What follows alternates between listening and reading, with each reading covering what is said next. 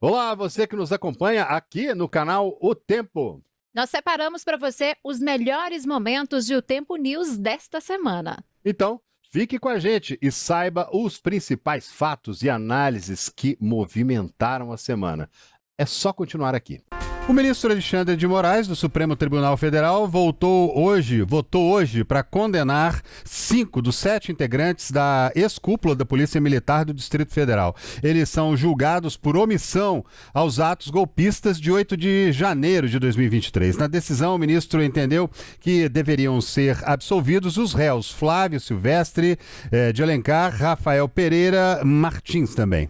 Pois é, e o julgamento que começou hoje segue até o dia 5 de dezembro e é realizado pela primeira turma do Supremo Tribunal Federal. Moraes também votou pela perda de cargos públicos dos 5 réus. Para sustentar o voto, Moraes usou mensagens, depoimentos, fez comparações entre os planos da cúpula da Polícia Militar do Distrito Federal e medidas padrões que deveriam ter sido adotadas. O ministro vê condutas omissivas de contribuição relevante para o 8 de janeiro. Aponta ausência técnica e também conformação psicológica com risco. Segundo Moraes, não houve só falhas pontuais, também houve outros problemas envolvendo riscos potenciais. Pois é, o ministro pediu condenação dos 5 réus pelos crimes de tentativa de abolição violenta do Estado Democrático de Direito,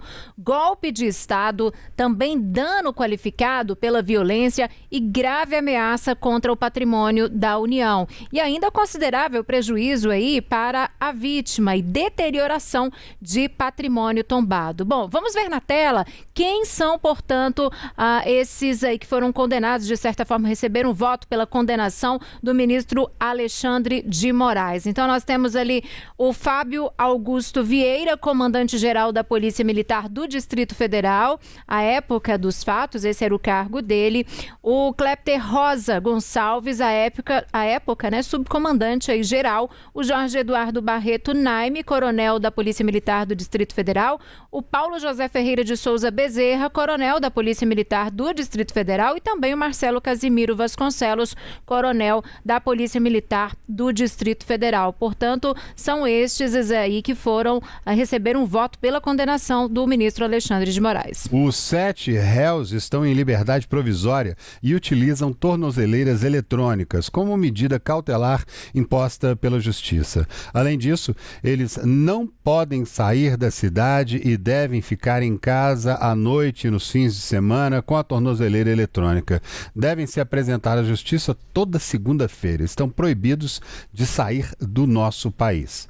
Documentos de porte de arma e também registros de atividades com armas foram suspensos. Eles ainda estão proibidos de usar redes sociais e não podem ter contato com outros investigados. Pois é, segundo a acusação da Procuradoria-Geral da República, os comandantes não reforçaram o policiamento, não impediram a invasão e não atuaram para conter aí o tumulto, o que teria facilitado a ação desses grupos golpistas. Os policiais também respondem por crimes atribuídos a acusados de participação nos atos de 8 de janeiro. Isso porque a lei penal brasileira permite a punição não apenas por ações, mas por omissões. Ana Paula Ramos, o que é que diz a defesa dos acusados, hein? As defesas dos acusados negam que tenha havido qualquer irregularidade, negam os crimes e também qualquer conduta irregular. Eles alegam também que não há provas e eles pedem a absolvição dos réus, André. Agora, Ana Paula, além de Moraes, os outros ministros da primeira turma, eles também vão votar, né? A tendência, na sua visão aí, é que eles acompanhem o voto de Moraes neste caso também? Isso, Círia. A tendência a partir de agora, nesses julgamentos relacionados ao 8 de janeiro e também à tentativa de golpe, é de que haja uma unanimidade na primeira turma, né? Após a saída do ministro Luiz Fux, que pediu para ir para a segunda turma depois da aposentadoria de Barroso. Círia. Tá certo, Ana, muito obrigada. E a Ana continua com a gente, daqui a pouquinho ela volta com mais notícias de Brasília. André. É isso aí, o Procurador-Geral da República, Paulo Gonet, se manifestou a favor da concessão de prisão domiciliar exatamente do general Augusto Heleno, condenado a 21 anos de prisão pelo Supremo Tribunal Federal por plano de golpe de Estado. Pois é, o ex-ministro do GSI, que é o Gabinete de Segurança Institucional, cumpre pena no Comando Militar do Planalto em Brasília. De acordo com Paulo Gonet, a concessão ocorre em caráter humanitário e, no parecer, ele ainda explica que, na verdade, a jurisdição da Suprema Corte admite prisão domiciliar ao condenado acometido de doença grave, que necessite de tratamento médico que não possa ser oferecido na prisão ou mesmo em uma unidade hospitalar adequada. Durante exame de corpo de delito após a prisão na terça-feira, o general Augusto Heleno disse que sofre de doença de Alzheimer desde 2018. Segundo o relatório médico, ele tem um quadro progressivo de demência acompanhado de prisão de ventre e hipertensão e está em tratamento.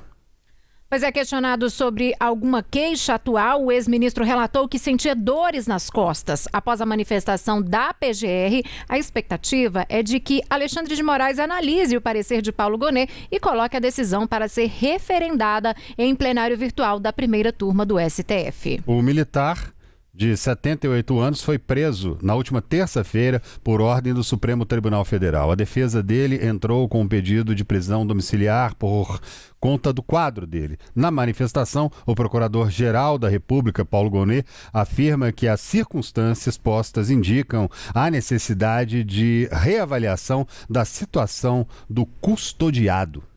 Pois é, Ana Paula Ramos, vamos voltar com a Ana lá em Brasília. Ana, a decisão de acatar ou não esse parecer da PGR, da Procuradoria-Geral da República, e decretar prisão domiciliar para o condenado agora cabe, portanto, ao relator do caso no Supremo, né, o ministro Alexandre de Moraes. A decisão cabe ao relator, ministro Alexandre de Moraes, e a tendência é de que ele acate essa recomendação da PGR, né, visto que ele já concedeu em outros casos, como no caso do ex-presidente Fernando Collor, que também tem idade avançada, tem uma apneia, algumas outras comorbidades e está atualmente cumprindo pena em regime domiciliar. A defesa de Jair Bolsonaro, né, pediu hoje ao ministro Alexandre de Moraes autorização para que Michele Bolsonaro e a filha do casal, Laura, de 15 anos, visitem o ex-presidente na Superintendência da Polícia Federal em Brasília. O pedido marca, né, a primeira ida da adolescente ao local onde o pai está preso. A Laura conviveu com Bolsonaro durante todo o período de prisão domiciliar e sempre teve a imagem preservada pela família, o que é bastante natural. A jovem raramente aparece em público ou tem imagens publicadas nas redes sociais. Em outubro, enquanto o pai ainda estava preso em casa, Laura teve autorização de Moraes para realizar a festa de 15 anos na própria residência. Desde que foi transferido para a carceragem da Polícia Federal no sábado, após violar medidas de prisão domiciliar com a tentativa de romper a tornozeleira eletrônica, Jair Bolsonaro já recebeu visitas de Michele e dos filhos Flávio, Carlos e Jair Renan. Cada visita tem duração máxima de 30 minutos. A análise do novo pedido caberá novamente a Alexandre de Moraes, responsável por determinar o trânsito em julgado da condenação e pelo monitoramento das condições de cumprimento da pena na Polícia Federal. Sobre esse assunto, a gente vai conversar agora com o advogado criminalista Eduardo Milhomens, a quem a gente dá muito boa noite, Eduardo, e muito obrigado por aceitar o nosso convite mais uma vez aqui de Tempo News. Boa noite, é sempre um prazer estar aqui com vocês. Estamos aí com essa reviravolta, não uma reviravolta, mas uma coisa que era esperado se acontecer com 2 ou 3 réus aí do 8 de janeiro. Pois é, vamos começar falando aqui do general Heleno, né? O general Heleno que ao longo do período em que houve aqueles acampamentos na frente dos quartéis, ele deu várias entrevistas, falou de forma muito clara, objetiva, e já há uma alegação de que ele está com Alzheimer desde 2018. Portanto, ele estaria ali num cargo importantíssimo na segurança do país, no entanto, com um problema seríssimo de saúde. O senhor vê a necessidade necessidade de um pedido, o ministro Alexandre de Moraes, por exemplo, pode pedir ali uma revisão, uma perícia médica para saber se esse relato dos médicos do réu condenado, se esse relato é verdadeiro? Sim. Cabe ao juiz relator, no caso, ele controlar todas essas provas, e sempre que o STF decidiu sobre pedidos de prisão domiciliar, aquela prisão por saúde ou por idade, ele sempre quer um atestado médico e que esse atestado seja oficial. Mas o que parece que ele realmente teve um atestado quando ele foi conduzido para a prisão. Se faz um exame médico nele, em todo preso é feito esse exame, e ali nesse exame, então é um laudo oficial, através que a gente pode falar um laudo indireto, que ele olha os exames dos outros médicos, mas o perito oficial, o médico oficial, ele fala, olha, existe realmente essa doença, e essa doença é uma doença grave, é uma doença degenerativa, e aí que está indicando o artigo 117 da Lei de Execuções Penais a ser aplicado no caso. Agora, doutor, falando dessa questão das visitas que a gente trouxe por último aí, a esse pedido de que Michele Bolsonaro, ex-primeira-dama, e a filha do casal de 15 anos visite, né, o Jair Bolsonaro na Superintendência da Polícia Federal em Brasília. O que diz a lei nesse caso de visita para menores de idade?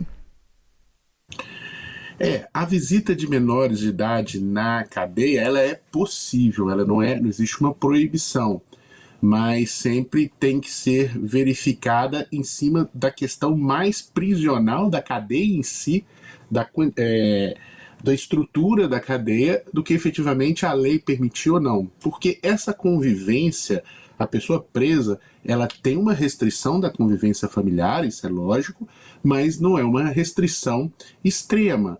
Existe um controle dessa restrição, a gente vê nos presídios, né, a data, normalmente é sábado ou domingo, ou se estende, quando tem muita gente, se estende durante toda a semana, e aí vão por etapas, porque o presídio não comporta todo mundo, e você vai escalonando essas visitas do preso, que é uma necessidade da pena que está também previsto em tratados internacionais.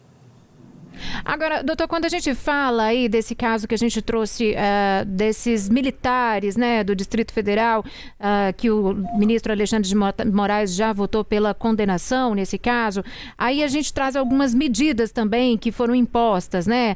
Até então eles usavam tornozeleira eletrônica, deveriam se recolher domiciliarmente, eles foram proibidos também de usar as redes sociais. Essas restrições são comuns nesses casos, assim? E há algum ponto que chama a sua atenção? Sim, é comum nesses casos, mesmo na prisão domiciliar, que se tenha, né, essas tornozeleiras e essas questões. É comum se utilizar isso para qualquer pessoa que está ali cumprindo pena. É normal que isso seja usado. E efetivamente deve ser condizente com a aplicação da pena, que agora a gente está falando em pena. Não estamos mais falando de uma prisão preventiva. Agora, com a declaração do transjulgado do ministro Alexandre de Moraes, nós temos uma prisão-pena. Pois o que um momento está sendo muito esperado também, foi muito esperado, foi essa condenação, o trânsito em julgado no caso de Jair Bolsonaro, que entra mais uma vez com esse pedido de prisão domiciliar, né? Prisão ali para que ele fique em casa. O que a gente pode esperar de recursos depois do trânsito em julgado? Parece, assim, até por próprias declarações do advogado do ex-presidente Jair Messias Bolsonaro, que eles vão tentar os embargos infringentes, mesmo com a jurisprudência do STF sendo contrária. Afinal de contas, não tivemos 2 votos favoráveis à tese defensiva, mas só tivemos o voto do ministro Luiz Fux. Mas eles vão tentar adentrar com esse recurso, né, para levar esse julgamento ao pleno do Supremo Tribunal Federal. Acredito também que, caso esse recurso não seja manifestamente acolhido, e a gente tem que lembrar aqui que outros réus já entraram com recurso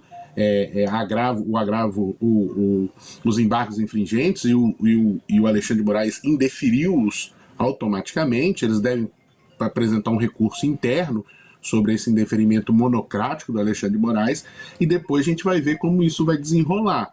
Existe sim uma possibilidade, e já foi aventada essa possibilidade, o Supremo já tentou-se para isso, sobre a possibilidade de entrar com habeas corpus contra decisão monocrática de ministro do STF.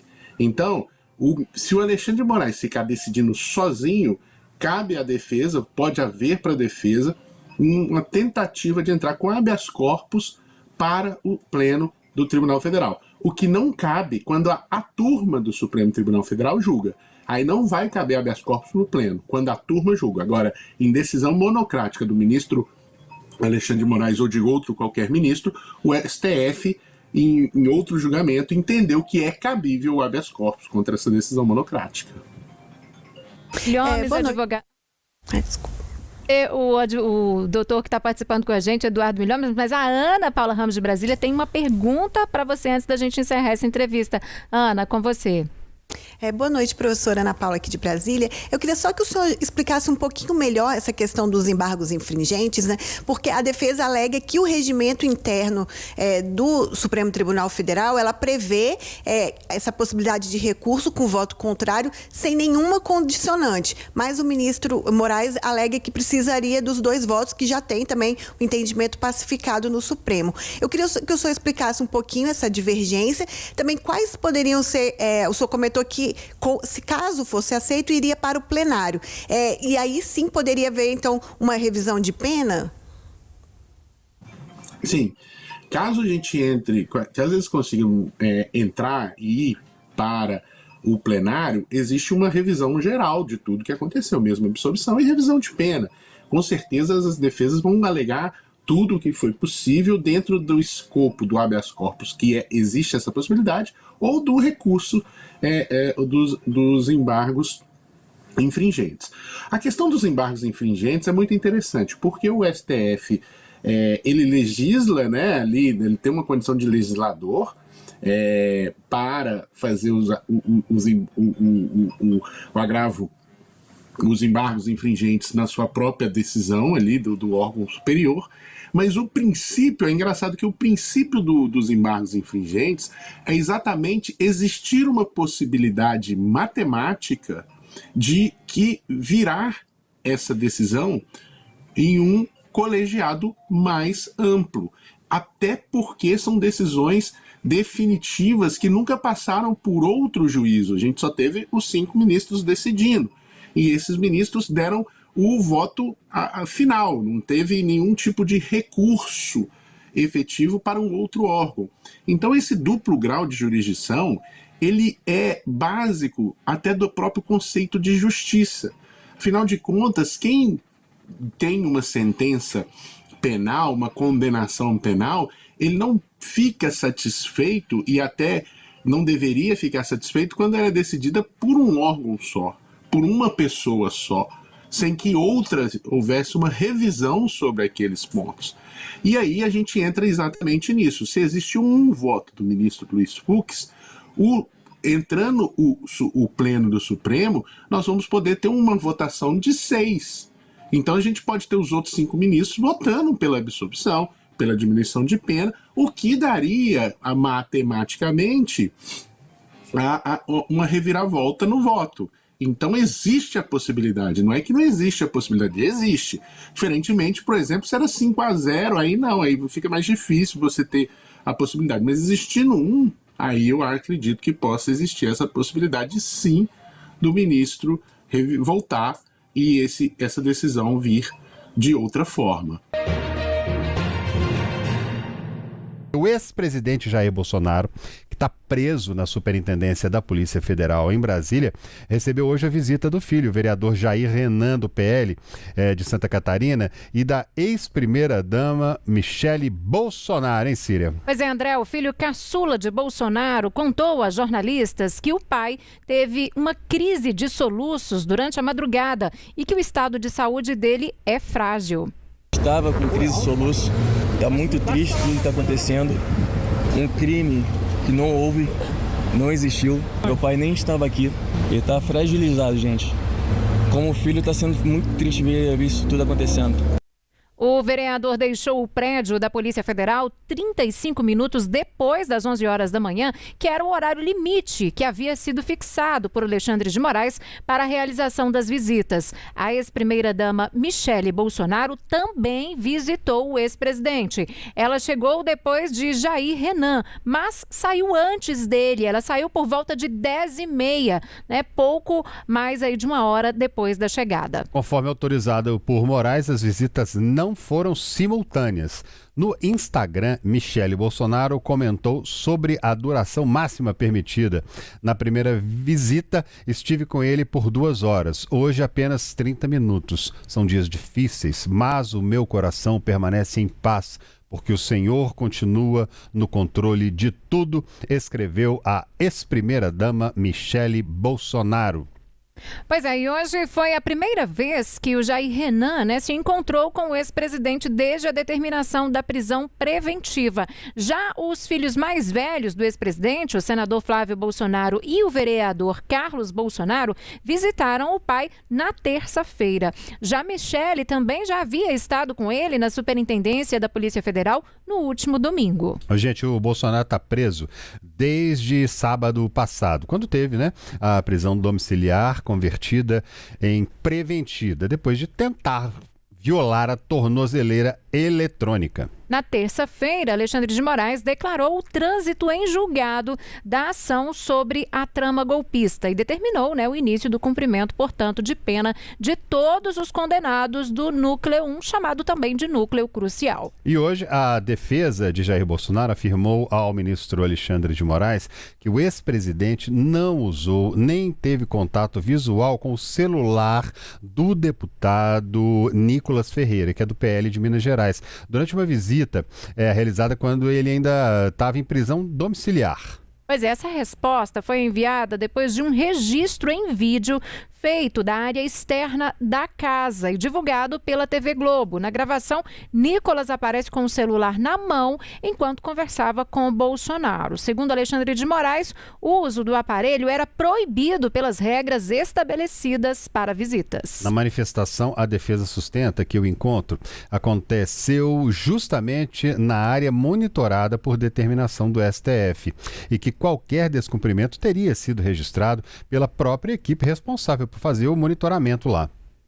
Pois é, Nicolas Ferreira criticou o questionamento do ministro, dizendo em nota que o aparelho estava com ele para uso pessoal e que não recebeu orientação sobre restrição de celulares durante essa visita. A oposição, portanto, pediu à Procuradoria-Geral da República a quebra do sigilo telefônico do parlamentar. Está aí a manifestação do deputado Nicolas Ferreira por meio de uma rede social, onde ele começa falando ali, que a visita ao presidente ocorreu dentro da normalidade da atividade parlamentar dele e ele enfatiza ali que o celular estava com ele para uso pessoal e não foi usado para comunicação externa. E ele ainda afirma que não recebeu orientação sobre proibição do aparelho. As proibições dizem muito sobre o estado do país. Além de que criminosos usam o celular na cadeia para comandar facções inteiras e ninguém da Suprema Corte dá 24 horas para explicar nada. Mas celular de visita agora vira caso de gravidade institucional. Não é justiça, é teatro para intimidar. E ele termina ali falando que é patética a situação. Usa a palavra patético ali no fim do texto dele. Tá aí, de Ferreira Júnior. Então, a defesa do deputado federal Nicolas Ferreira se manifestou alegando aí que não era proibido e tudo mais. Será no que vai dar isso, hein? O que a gente aguarda agora que é a resposta do ministro Alexandre de Moraes a essa apresentação aí da defesa do ex-presidente Jair Bolsonaro, dizendo que tudo estava ali dentro da legalidade. Nicolas disse que segurava o telefone enquanto conversava e que as imagens feitas por meio de um drone e apresentadas pela TV Globo no Jornal Nacional mostravam que o presidente não tinha esse contato com o aparelho, nem contato visual, nem tinha pegado o telefone, mas essa é uma das medidas, das proibições que impostas pela Justiça e pelo ministro Alexandre de Moraes, de que o ex-presidente Jair Bolsonaro, então em prisão domiciliar, não tivesse nenhum contato com o aparelho eletrônico, não tivesse contato com redes sociais e que não falasse ao celular. Nicolas agora fez essa crítica ao ministro, mas a defesa do ex-presidente alegou, seguindo na mesma linha que ele já tinha dito em nota, de que não houve nenhum contato do ex-presidente com o aparelho do Nicolas. Então agora é esperar essa resposta do ex-presidente, do ministro Alexandre de Moraes, que deve vir aí nos próximos dias. Tem um prazo previsto para essa resposta, você acredita, Ed? Não, mas não tem um prazo, mas o ministro tem dado muita celeridade. O Supremo tem mostrado uma rapidez em dar respostas, tanto aos pedidos quanto às justificativas. Então, essa é aguardado mesmo que seja breve, porque desde esses requerimentos e essas justificativas, elas são ágeis, e nas votações também a gente tem apresentado e tem acompanhado. As decisões da primeira turma têm sido ágeis, uma forma de o ministro e do Supremo Tribunal Federal mostrar agilidade na condução disso, para que também não se abram muitas brechas de mais questionamentos dos apoiadores do ex-presidente Jair Bolsonaro, questionando decisões do Supremo. Pois é, alguns detalhes me chamaram a atenção nessa questão aí. Um deles é o seguinte: já que tem uma proibição, tem algum problema, chegar lá com o celular, ficar com o celular na mão, era melhor se prevenir, mas não aconteceu. O deputado Nicolas foi lá, estava com o celular na mão. E um outro ponto que me chama a atenção também é o fato de uma emissora de TV subir um drone, conseguir mostrar uma imagem lá de dentro da casa. A casa é um lugar inviolável, inclusive pela própria Constituição. Se alguém tivesse que fazer isso, deveria ser a própria polícia. Achei um erro aí também, um passo... Uma invasão de privacidade. Uma invasão de privacidade. Olha, mas está lá, estava preso em casa, tudo bem, mas daí é botar um drone e filmar lá dentro da casa, gente, eu acho que assim, calma lá, né? Tem umas coisinhas que eu acho que tem que caber um pouquinho de, né? Só dá uma exagerada às vezes. É, verdade, exatamente. Quer dizer, houve erro dos dois lados. A CPMI do INSS aprovou hoje mais de 300 requerimentos para convocar autoridades e pedir informações sobre supostas fraudes em documentos feitos a aposentados e em descontos feitos em aposentados e pensionistas. A votação foi marcada por discussões e pela retirada de mais de 70 pedidos por falta de acordo entre os parlamentares que estão ali trabalhando nessas investigações. Pois é, o presidente da CPMI, o senador mineiro Carlos Viana, ele disse que tudo volta à pauta já na próxima quinta-feira, com ou sem consenso. Um dos pontos de maior embate foi a possível convocação do advogado-geral da União, Jorge Messias, que foi indicado ao STF pelo presidente Lula. A oposição e o governo trocaram acusações sobre o que de fato teria motivado esse pedido. Eu quero fazer uma pergunta a esse plenário aqui. Já que nós estamos retirando, inclusive, a convocação de Jorge Messias aqui, está afirmado pela esquerda, pelo PT e pelos partidos de centro que semana que vem, na quinta-feira, vocês vão votar favorável à convocação dele, ou vocês estão fazendo balela? Você vai votar? Eu voto a favor de convocar quem vocês quiserem. Você pode convocar até Jair Messias Bolsonaro. Quero ver se você vota favorável. Contra ninguém, eu não sou fanfarrão igual você, não. Eu não sou fanfarrão igual vocês, não. Por favor. Convocar o Paulo Guedes, Moro, Bolsonaro. Bolsonaro vai votar a favor. Senhores, não pode estar preso. Tem acordo ou não tem? No grito não vai convocar. Senhores, por favor. Senhores, a presidência vai manter o consenso que foi feito para que a gente possa avançar onde... Senhores. Traga o remédio do Rogério Corrêa. Posso... acordo e pronto. Corta o microfone, presidente. Não, senhores, nós temos que ter regra de convivência. Também gerou muita confusão o pedido para ouvir o governador de Minas, Romeu Zema, depois de acusações sobre o envolvimento em consignados suspeitos. A reunião chegou a ser até interrompida. Presidente, eu sou do Novo. Por mim, põe do Zema e põe a lista de passageiros. Não, isso virá na hora certa, excelência. Se houver pertinência com essa comissão... Senhores, se houver pertinência... Se houver pertinência, será votado pela comissão. Mas nós não vamos permitir que nós criemos aqui qualquer tipo de situação que fuja do objetivo da investigação. Agora, senhor presidente, não dá o deputado chegar aqui e acusar o melhor governador. Senhores, por favor. Vagabundo, eu vou ler. Do Brasil de vagabundo. Eu vou ler. Por favor. Vagabundo. Senhores. Quem que é vagabundo, rapaz? Quem que é vagabundo? Quem é vagabundo? Senhores, por favor. Quem é vagabundo, rapaz? Lava a boca pra falar do Zema. Não vou suspender. Não vou suspender. Não vou suspender. Senhores, Pimenta, pede a calma aí pra gente poder resolver esse assunto. Senhores, por favor. Não, Van Hatten. Senhores, deixa pra semana que vem. Não. Senhores, por favor. Senhores, por favor. Corta o microfone de todo mundo aqui.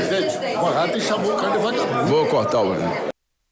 O plenário da CPMI adiou a votação do requerimento da oposição que pretende obrigar a ida do ministro da Advocacia-Geral da União, Jorge Messias, à comissão. Pois é, e gente, a base governista, a maioria na composição da CPMI, conseguiu impedir a convocação na sessão de hoje, adiando a votação para quinta-feira da próxima semana, último dia da sessão da comissão, antes de acontecer o recesso que acontece todo final do ano. Pois é, o movimento garante que Messias não vai precisar ir, portanto, à CPMI antes da sabatina. A senadora Elisiane Gama, do PSD do Maranhão, disse que a comissão não pode ser seletiva. Exatamente. Mas registrar aqui a euforia, o nervosismo da oposição. E o que a gente percebe, Rogério, é que agora centraram, porque tão logo Jorge Messias foi indicado pelo pelo presidente Lula para ser ministro do STF, começou toda uma celeuma aqui na comissão para trazê-lo. Não havia essa inquietação com o Jorge Messias lá atrás, antes da indicação. Houve a indicação, começou uma polvorosa aqui na CPMI, claramente numa tentativa de instrumentalizar e usar esta possível convocação do Jorge Messias para expor o Jorge Messias, que é um profissional ilibado, uma pessoa correta, proba e que teve um papel importante agora no pagamento de mais de 2,5 bilhões de ressarcimento para os aposentados e pensionistas no Brasil. Eu não vejo aqui a inquietação da oposição, porque nós já recebemos aqui o Vinícius, por exemplo, da CGU, mas não há uma inquietação para trazer o Wagner Rosário, para trazer o Bruno Bianco, para trazer os outros que integraram o governo do ex-presidente Bolsonaro, que foi informado no iniciozinho, lá na transição, em 2019, do rombo do desconto irregular e fraudulento dos aposentados e pensionistas no Brasil.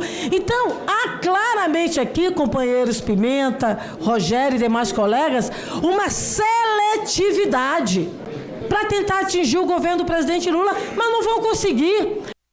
Parlamentares de oposição exigem o depoimento de Messias desde o início da CPMI do INSS. Foram 5 requerimentos entre convite e convocação protocolados entre agosto e o início de setembro.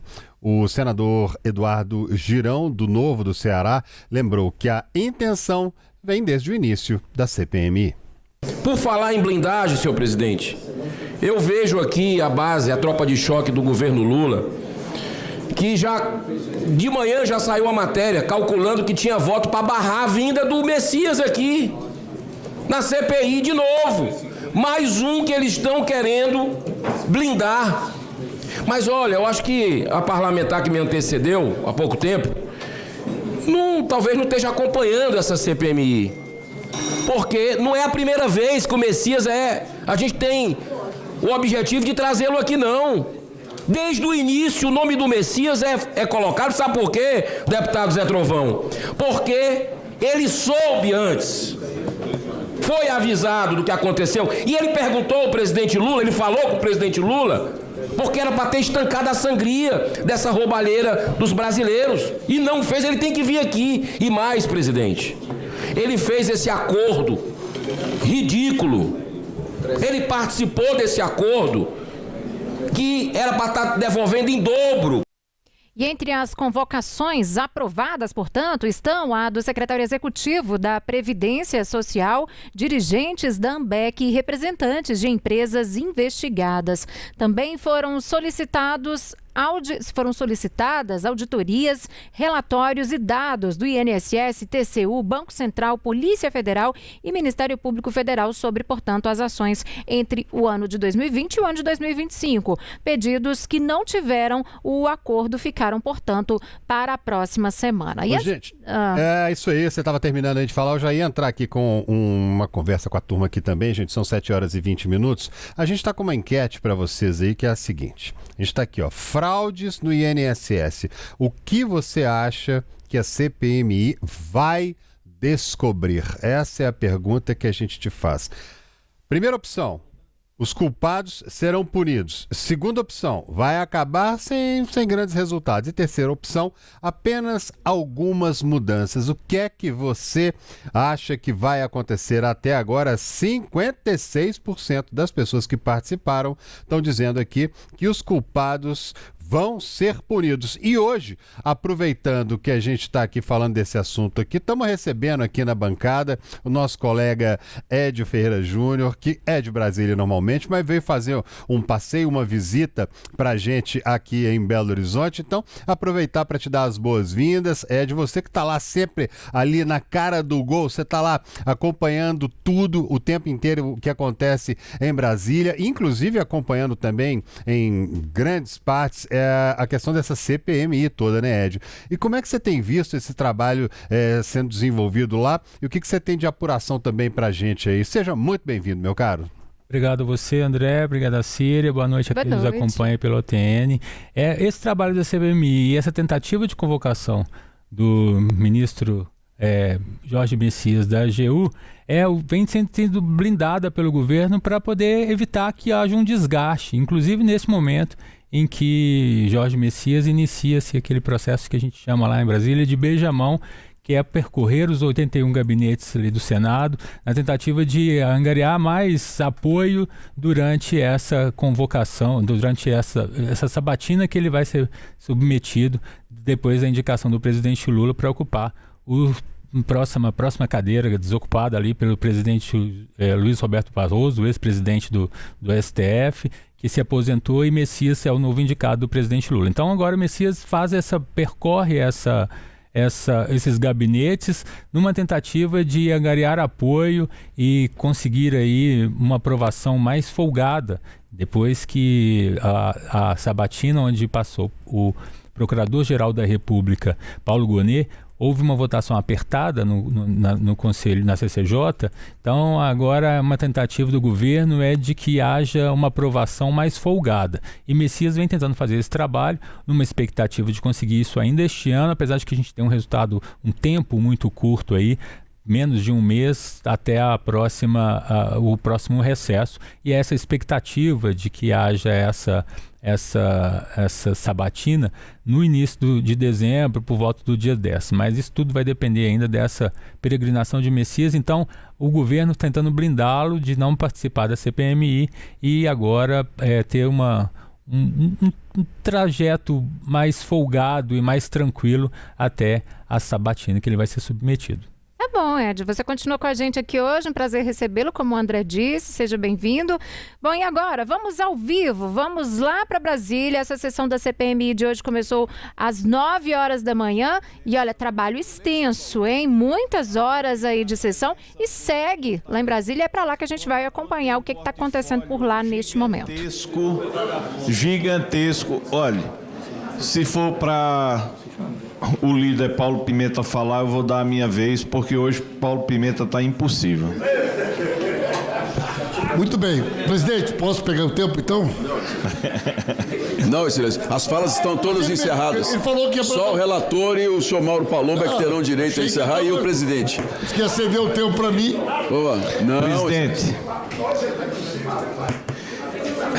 Fiz esse gráfico aqui, solicitei fazer esse gráfico rapidamente para explicar.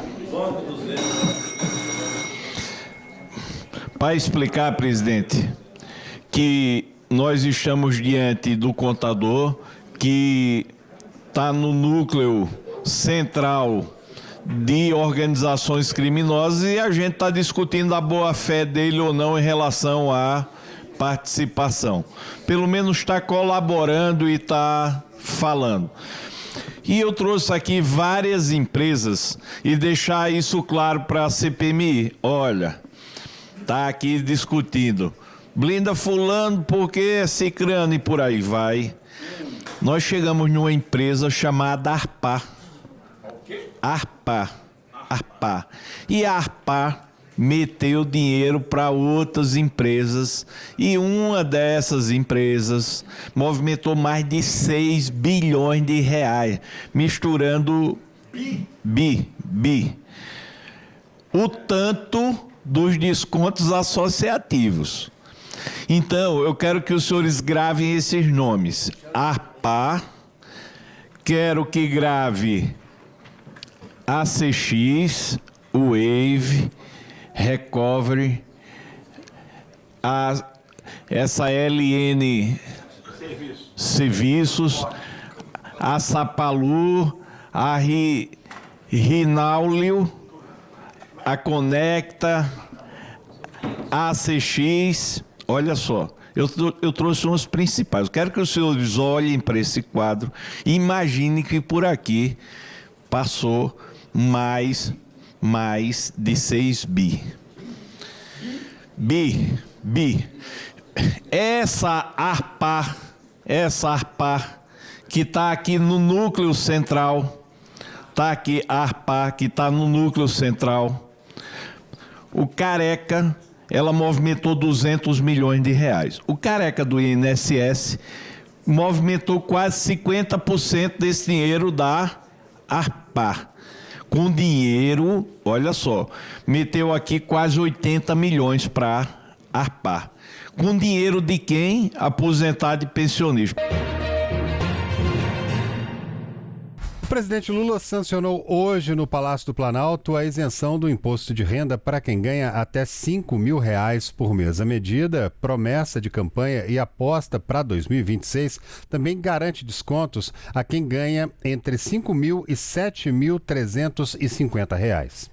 Pois é, Lula afirmou que acredita ser injustas as regras atuais sobre quem recebe participação nos lucros de empresas. Ele acena para uma possível isenção. Vamos acompanhar um trecho do discurso do presidente durante a assinatura do projeto de lei. E eu vi o Lira falar do participação no lucro, eu fico pensando, gente, qualquer um tem que saber que é injusto. Eu recebo dividendo, eu não pago nada de imposto de renda. Eu recebo bônus de um banco, todo banqueiro recebe bônus. Banqueiro e quem está lá no banco, todo mundo recebe bônus. E não paga imposto de renda, não. Agora, eu trabalho que nem um desgraçado, chego no final do ano, eu vou ter R$10 mil de participação no lucro, tem que pagar imposto de renda. Eu sei, Bahia, que não depende de você. Eu sei que não depende de você. Mas é uma coisa que nós precisamos começar a pensar. É uma coisa que a gente vai ter que começar a pensar.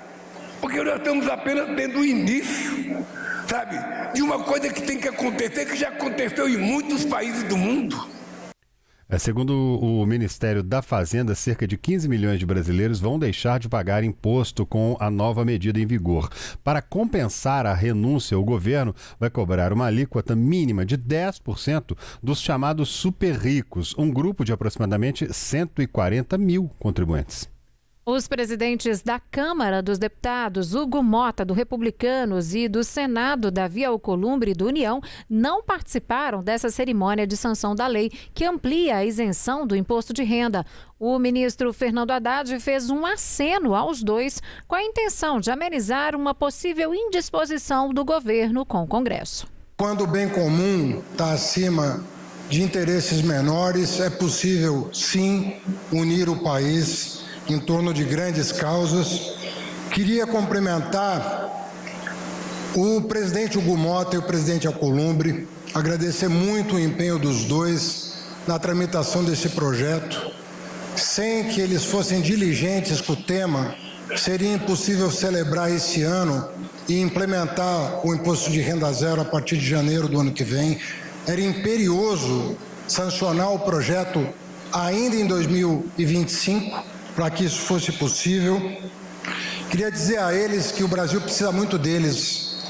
Queria que eles soubessem que na presidência das duas casas nós precisamos, como brasileiros, dar atenção ainda mais esse ano dos seus trabalhos, da sua liderança, para que nós possamos concluir exitosamente esse ano. A sanção da lei pelo presidente Lula ocorreria na semana passada, inclusive, só que foi adiada para garantir maior visibilidade. A isenção até então alcançava quem ganha até R$ 3.036. Luciene Landim. É isso aí, né? Quer dizer, houve essa mudança finalmente por todos esses trâmites legais, aprovar, votar, até chegar a esse momento da sanção para que a partir do ano que vem, quem ganha até R$ 5.000 não pagar mais imposto de renda lá quando for fazer a declaração, né?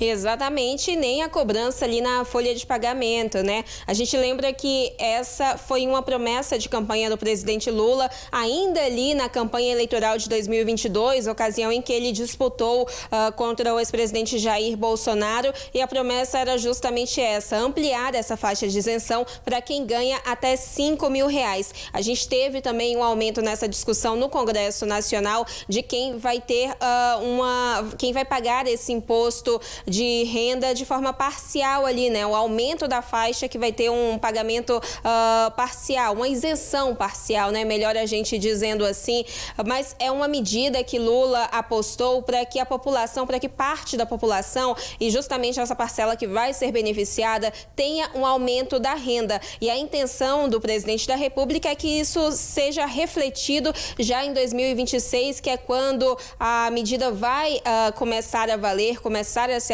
aplicada, e as pessoas que recebem até R$ 5.000 vão deixar de pagar imposto de renda, mas em uma intenção eleitoral também, né? Lembrando que 2026 é ano de eleição, inclusive eleição presidencial, uma nova disputa ao Palácio do Planalto, e Lula quer usar sim essa pauta como um feito desse terceiro governo dele, que é um trunfo que ele tem, inclusive, né, contra outros candidatos, pensando que a ampliação, a atualização mesmo da tabela do imposto de renda para que essa isenção fosse aumentada é uma pauta bastante antiga que já passou, a discussão já passou por diversos governos, então isso deve sim ser usado pelo atual presidente da República, que sinaliza que vai tentar um quarto mandato à frente do Palácio do Planalto. E só um número para a gente fechar dos novos beneficiados que vão ter essa isenção do imposto de renda são 10 milhões de pessoas, e 5 milhões vão ter redução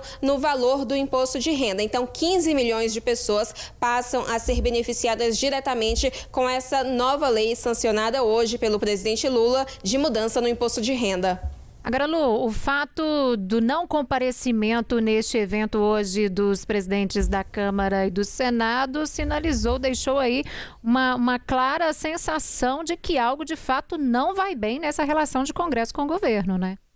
Exatamente, a gente viu uma crise instalada exatamente entre o presidente da Câmara, Hugo Mota, declarando abertamente que não tem mais relação, por exemplo, com o líder do PT, Lindbergh Farias, uma declaração de Mota ao jornal Folha de São Paulo. A gente lembra que Lindbergh não é exatamente líder do governo, quem ocupa essa posição é um outro deputado do PT, mas é inegável o papel dele ali na base, essa base que é ligada a Lula e que tem essa articulação direta entre o Palácio do Planalto Planalto e o Congresso Nacional. Davi Alcolumbre, a gente tem uma questão sensível nesses últimos dias, que é a indicação de Jorge Messias, atual advogado-geral da União, para o cargo de ministro do Supremo Tribunal Federal. Lula confirmou essa indicação de Jorge Messias e não era essa a defesa de Alcolumbre. Alcolumbre queria que o presidente da República indicasse o senador Rodrigo Pacheco para o cargo na Suprema Corte. Isso gerou, sim, um abalo. O que a gente teve hoje foi a ausência desses dois que integram a cúpula do Congresso Nacional e uma manifestação mais amena, falando sobre a importância da ampliação dessa isenção, a ampliação da isenção do imposto de renda, mas uma ausência que virou, sim, notícia ali nessa cerimônia, justamente por ser um projeto tão simbólico e que contou, sim, com a articulação dos dois quando o texto foi discutido ali no Congresso Nacional. Causa, sim, uma certa curiosidade, até deixa muito público que há, sim, uma crise instalada ali nos bastidores nessa relação, por esses fatores que a gente citou aqui e também por outros que acontecem na política. Agora, Lu, em relação a essa questão do presidente Lula, o fim da cobrança do imposto de renda é uma vitória muito grande para o presidente, que, né, para o governo de um modo geral, que foi essa batalha ao longo desse tempo todo, né? Porque para ele conseguir chegar até aqui, o que ele queria era cumprir uma promessa do governo, como a gente sempre diz aqui, né, que ele fez na campanha, e até chegar a esse ponto foi uma batalha que ele acabou vencendo, mas sob fogo cruzado o tempo inteiro, né? Exatamente. A gente lembra, inclusive, até mesmo dentro do governo, porque a gente falou que foi uma campanha feita, que foi uma promessa de campanha feita ali na disputa em 2022, isso já tem algum tempo e o tema ficou ali circulando internamente no governo e até que houve uma cobrança mais direta para que isso saísse do papel no ano passado, em 2024. Foi anunciado, inclusive, se a gente lembrar bem, em um pronunciamento na TV, em cadeia nacional de rádio e televisão, pelo ministro da Fazenda, Fernando Haddad. Mas nos bastidores, antes desse anúncio, Haddad foi inclusive um pouco resistente a essa medida, pensando nos custos, na renúncia da ampliação dessa isenção, porque o governo precisaria repor o que seria, eu ia falar perdido, mas não exatamente essa palavra, né? Mas o que o governo deixar de arrecadar precisa ser reposto no caixa público. E essa foi a discussão. Qual seria a forma dessa compensação? Até que houve ali um texto que saiu com a proposta de aumento da alíquota de quem recebe, a gente tem ali o ponto, né, de R$50 mil por mês, até que houve então esse anúncio no final do ano passado por Fernando Haddad, que saiu à frente dessa promessa que ali começava a tomar forma, né? Esse projeto, ele chegou efetivamente ao Congresso Nacional somente neste ano, ali no mês de março, e só neste segundo semestre foi realmente aprovado tanto pela Câmara dos Deputados quanto pelo Senado. E a gente teve ali uma discussão muito grande em um tema que a oposição não podia ser oposição somente pela função ali, por fazer essa oposição ao governo Lula, porque a ampliação da isenção do imposto de renda também foi uma pauta de Jair Bolsonaro, mais especificamente do ex-ministro da Economia, Paulo Guedes, que ocupou esse cargo no governo Bolsonaro. Então, colocou, inclusive, a oposição em uma posição bem delicada e foi... é bom a gente lembrar também que na aprovação da Câmara foi uma votação unânime. A oposição abraçou essa ideia justamente por todo esse contexto, também porque é difícil você explicar para a população, até mesmo para os próprios eleitores, como que você vai votar contra uma medida dessa que amplia exatamente a renda de uma boa parte da população.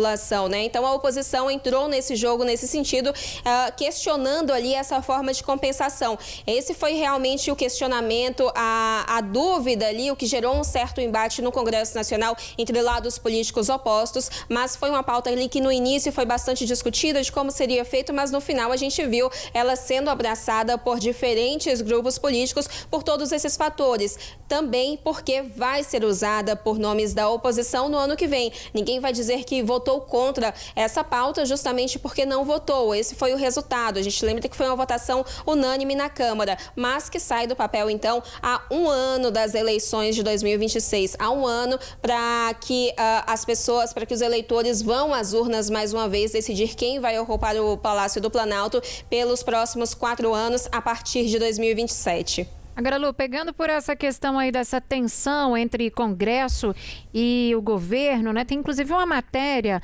da querida Ana Paula Ramos aqui no nosso portal tempo.com.br, ela falando exatamente dessa questão que o governo, né, não descarta, portanto, judicializar aquelas chamadas pautas bomba, né, que a gente vem falando sobre esse assunto aqui, caso elas avancem aí no Congresso Nacional. Agora, de fato, se isso acontecer, a tendência é piorar ainda mais essa relação do Congresso com o governo, né?